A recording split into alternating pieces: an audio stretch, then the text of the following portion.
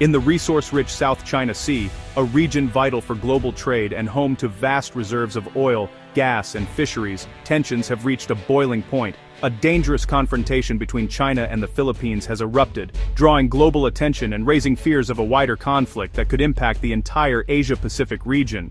What began as a regional dispute over territorial claims has escalated into daily high-stakes maneuvers and increasingly aggressive actions, with the world watching anxiously as each side tests the other's resolve. In recent months, Chinese Coast Guard ships have used water cannons against Philippine vessels, resulting in dangerous collisions and near misses that could easily spiral out of control. New barriers have been erected at Scarborough Shoal, further restricting access and heightening the sense of crisis in these contested waters. These are not minor incidents, they risk miscalculation and escalation, sending shockwaves through diplomatic channels from Manila to Washington, and prompting urgent meetings among world leaders and foreign ministers. This is more than a bilateral issue. It's a test of international law, national sovereignty, and the strength of the U.S.-Philippines alliance, with the United States reaffirming its commitment to defend its treaty ally. The outcome of this standoff could redefine maritime security, set new precedents for the rules that govern international relations, and influence how future disputes are resolved across the globe. As tensions rise, military assets are repositioned, warships and aircraft patrol the contested waters, and rhetoric hardens on all sides, creating a powder keg at sea that could ignite at any moment. The world waits, holding its breath, knowing that the next incident, no matter how small, could ignite a much larger conflict with consequences far beyond the South China Sea. The spiral of tension began on August 11, 2025, when a China Coast Guard vessel collided with a PLA Navy destroyer near Scarborough Shoal. This unprecedented incident shocked observers and set off a chain reaction of confrontations in the South China Sea, a region already fraught with disputes and rival claims. The Chinese ships were in the process of expelling a Philippine Coast Guard ship from the contested waters. The encounter quickly escalated, resulting in severe damage to the Philippine vessel, and reports of Chinese casualties, claims that Beijing has firmly denied. The incident fueled outrage in Manila and drew international attention, with many questioning the true extent of the damage and the real number of casualties. In the days that followed, China moved swiftly to declare the northern part of Scarborough Shoal a protected marine reserve. While Beijing framed this as an environmental measure, many saw it as a thinly veiled pretext to exclude Filipino fishers and assert greater control over the area. Patrols increased, and access for local communities was sharply restricted. By September, the situation had deteriorated further. Chinese ships began using high-pressure water cannons against Philippine vessels attempting to approach the shoal. These aggressive tactics left several crew members injured and caused significant damage to boats. The use of non-lethal force, sometimes called gray zone aggression, was a clear signal. China was willing to escalate, but not yet to the point of open warfare. By October, confrontations had become almost routine. The Philippines managed to carry out a tense and closely watched resupply mission to its outpost, but China responded by installing a new floating barrier at the entrance to Scarborough Shoal, further restricting access and raising the stakes for any future missions. This blockade was more than just a physical barrier. It was a clear statement of China's intent to control access to the shoal, daring the Philippines and its allies to challenge its authority. The message was unmistakable. Beijing was tightening its grip, and any response would carry serious risks. Each event has added new layers of complexity and danger to an already explosive situation. The risk of miscalculation or accidental conflict has never been higher, as both sides continue to test each other's resolve. The region now faces a volatile, unpredictable crisis, one that threatens not just local stability, but the security of the entire Indo-Pacific.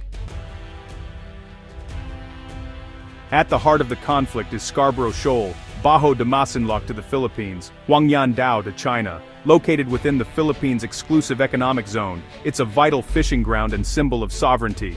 China claims historic rights, asserting control since 2012, with a constant Coast Guard presence. The shoal's strategic value is immense. Control here strengthens China's dominance over the South China Sea. A military base could project power across the region, threatening freedom of navigation.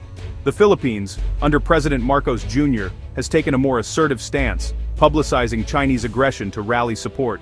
Scarborough Shoal has become a symbol of Philippine defiance and a flashpoint in a major geopolitical showdown. The conflict has expanded beyond the sea's surface.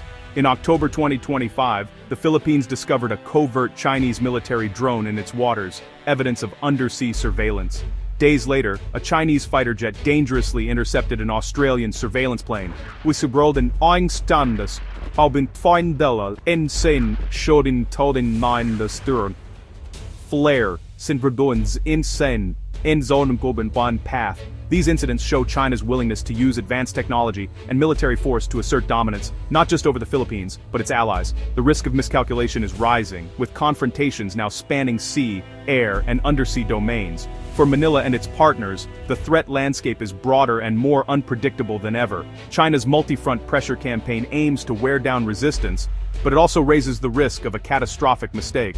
The stakes have never been higher.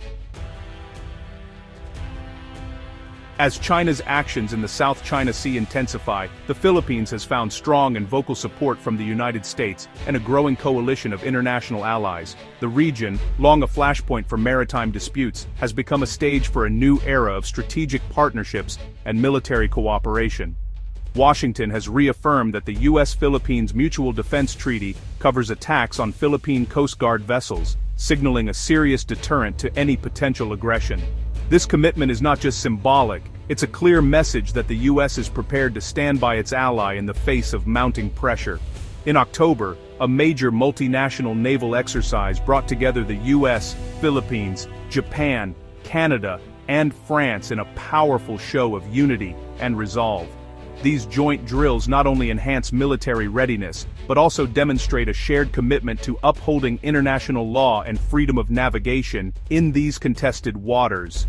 In response, China launched its own military drills and stepped up provocative maneuvers, underscoring the tense standoff and the high stakes involved for all parties in the region. The U.S. is also investing heavily in the modernization of the Philippine Coast Guard, providing advanced training, new equipment, and financial support.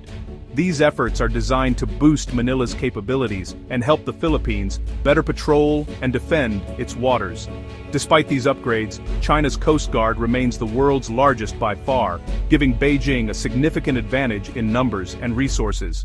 This overwhelming presence allows China to project power and maintain pressure on its neighbors. Increased U.S. support has deepened Manila's reliance on its powerful ally, while also raising the stakes of any potential confrontation. The partnership is now more crucial than ever, as both sides navigate a complex and rapidly evolving security environment. All eyes are now on upcoming diplomatic engagements, including high-level meetings and regional summits, where the strength and credibility of U.S. commitment to the Philippines will be closely scrutinized by both friends and rivals. As tensions simmer, the world is watching for signs of how far America will go to back the Philippines, and what that will mean for the future of the South China Sea. Amid the standoffs at sea, a legal battle rages over the 2016 Hague Tribunal ruling. The Philippines initiated arbitration under UNCLOS, seeking clarity on its maritime rights and China's 9-line claim. The tribunal ruled in Manila's favor, invalidating China's historic claims and affirming the Philippines' rights over Scarborough Shoal. For the Philippines, this ruling is binding and central to its foreign policy. China, however, rejected the decision, refusing to participate and declaring it null and void. Beijing continues to assert sovereignty based on its own historical narrative. This legal deadlock is a major source of tension, with one side citing international law and the other relying on history. The divide remains fundamental and unresolved. The conflict boils down to two irreconcilable positions. The Philippines bases its claim on UNCLOS and the 2016 tribunal ruling, defending sovereignty and the rule of law.